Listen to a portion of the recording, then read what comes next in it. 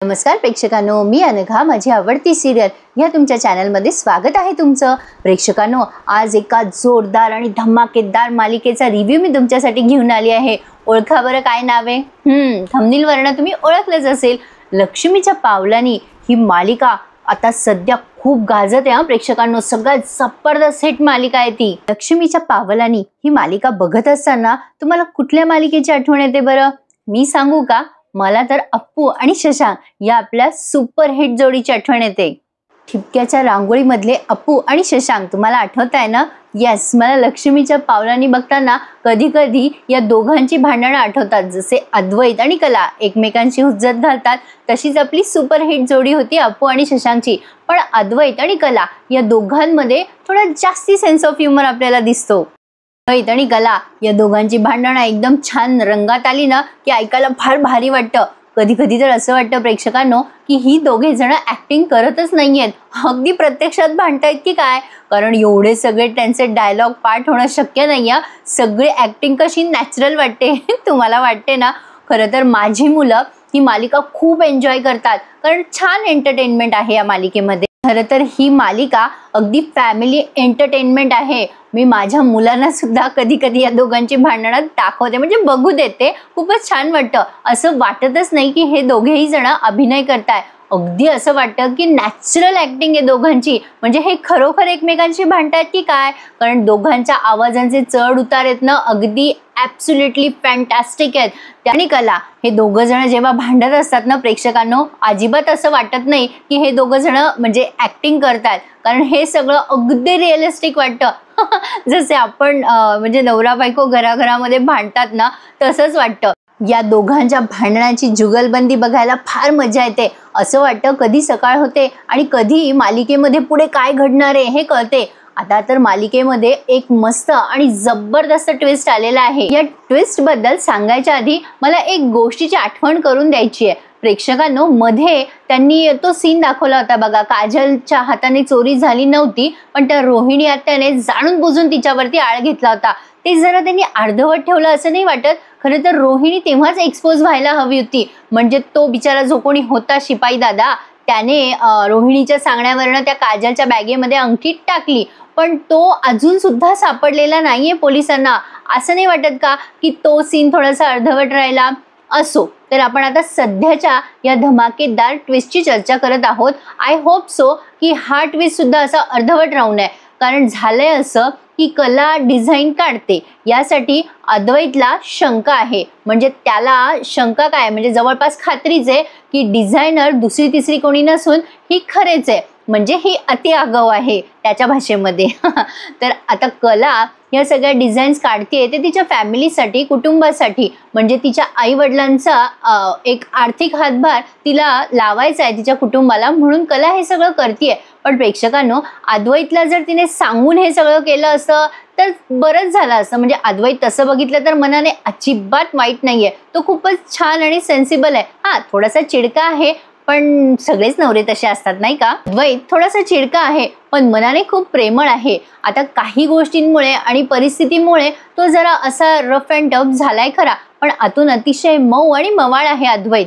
तर आता सध्या या रोहिणी बाईला सापडलंय की कला डिझाईन काढतीये, हे तिने आज कागद सकाळी बघितला। आपण आजच्या भागामध्ये एन्जॉय केलंच असेल, तर आता ही जी रोहिणी आहे ना, ती त्या सरोजकडे घेऊन गेली आहे कागद। म्हणजे मे बी रोहिणीला असं वाटू शकतं, आपण या गोष्टीची फक्त चर्चा करत आहोत, कदाचित रोहिणीला असं वाटू शकतं की हा कागद घेऊन सरोजकडे जावं आणि जाणून बुजून सरोजला भडकवावं की बघ सरोज, तुझा मुलगा तुझ्या सुनेला किती सपोर्ट करतो आणि थोड्याच दिवसामध्ये तुझी सून ऑफिसमध्ये तुझी जागा घेणार आहे, त्यामुळे सरोजला इनसिक्युरिटी होऊ शकते। आता सरोज हे कॅरेक्टर सुद्धा त्यांनी खूप छान दाखवलंय, म्हणजे अद्वैतची आई अगदी परफेक्ट शोभतात त्या। अद्वैतचे बाबा चांगला माणूस नसल्यामुळे ह्या बाईची बिचारीची फसवणूक झाली आहे, त्यामुळे त्या जराशा म्हणजे कन्झर्वेटिव्ह झाल्या, त्यामुळे त्यांनी सगळ्यांना त्याच पारड्यामध्ये जज करायचं असं ठरवलंय। म्हणून कलाच्या बाबतीत सुद्धा त्यांना काही गैरसमज आहे, पण आता ह्या प्रकरणामुळे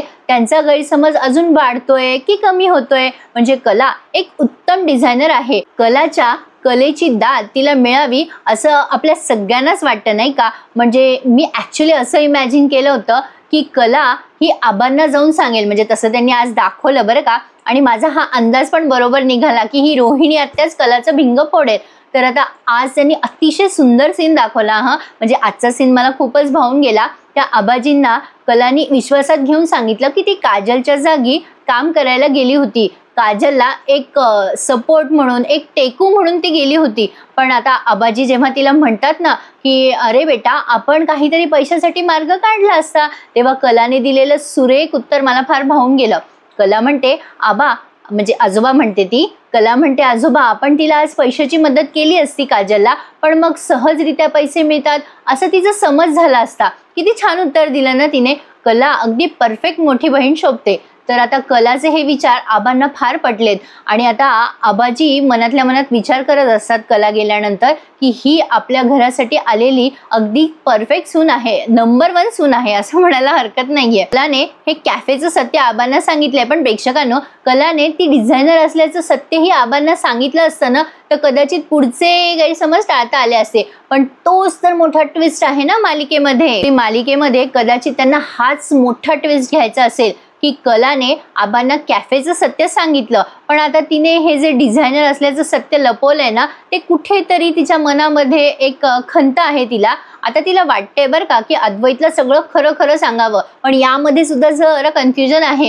कारण तिला कॅफेबद्दल सांगायचंय की ती डिझायनर असल्याबद्दल सांगायचंय हे त्यांनी अजून स्पष्ट नाही केलंय. पण माझ्या अंदाजे ती कॅफेमध्ये काम करत होती काजलच्या जागी, हे तिला अद्वैतला स्पष्ट करायचं असावं. पण आता ही रोहिणी मोठा तमाशा करणार आहे सरोजला सांगून. आणि आता सरोज तर बापरे डायरेक्टच बोलते कलाला की तू स्वतःला आगाऊ समजतेस का, शहाणी समजतेस का, सगळे सूत्र हातात घेऊ नकोस वगैरे वगैरे. पण आता कला या सगळ्या गोष्टीला कशी पलटवते ना हे बघणं इंटरेस्टिंग ठरणार आहे. म्हणजे माझा असा अंदाज आहे, एकतर कला त्या रोहिणी आत्याला गुंगारा देईल.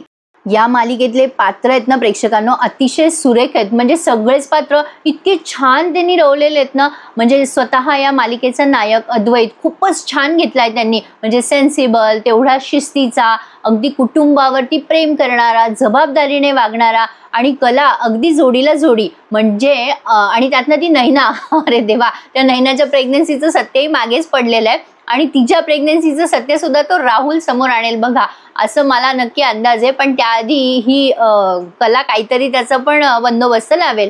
तर आता या मालिकेतले जे पात्र आहेत आणि विशेषतः सरोज, ती ना बिचारी परिस्थितीमुळे, म्हणजे काय सांगता येईल, तिला धोका मिळालेला आहे तिच्या आयुष्यामध्ये. त्यामुळे तिला सगळ्याच लोकांवरती विश्वास ठेवायला जरा भीती वाटते. कारण कसं आहे ना, आपला लाईफ पार्टनर जर चांगला नसला ना तर ती बाई कुठेतरी मेंटली डिस्टर्ब असतेच, जशी ही सरोज त्यांनी दाखवली आहे. आणि मला असं वाटतं की कला हळूहळू सरोजच्या मनामध्ये जागा नक्कीच निर्माण करेल. तुम्हाला काय वाटतं मला सांगा हं.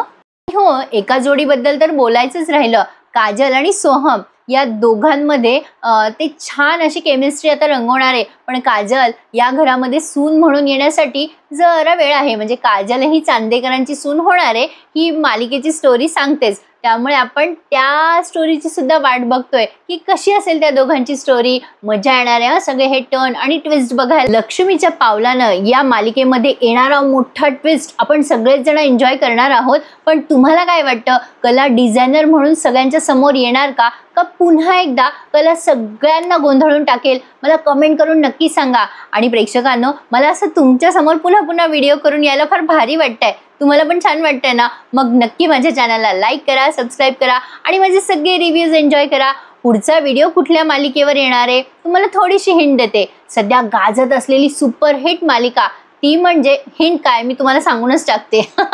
सध्या गाजत असलेली सुपरहिट मालिका बिग बॉस या मालिकेचा रिव्ह्यू घेऊन मी थोड्याच दिवसात तुमच्या समोर हजर होणार आहे. ह्या मालिकेचा रिव्ह्यू तुम्हाला कसा वाटला? आणि हो प्रेक्षकांनो, लक्ष्मीच्या पावलानं या मालिकेचा रोज रिव्ह्यू मी देते माझ्या दुसऱ्या चॅनलवरती. त्या चॅनललाही सबस्क्राईब करायला विसरू नका. अगदी खरेखुरे रिव्ह्यूज तुम्हाला आपल्या चॅनलवर ऐकायला मिळतील. कुठलेही फेक रिव्ह्यूज आपण देत नाहीत. तर हा रिव्ह्यू तुम्हाला कसा वाटला मला कमेंट करून कळवा आणि आवडल्यास लाईक, शेअर आणि सबस्क्राईब करा. धन्यवाद.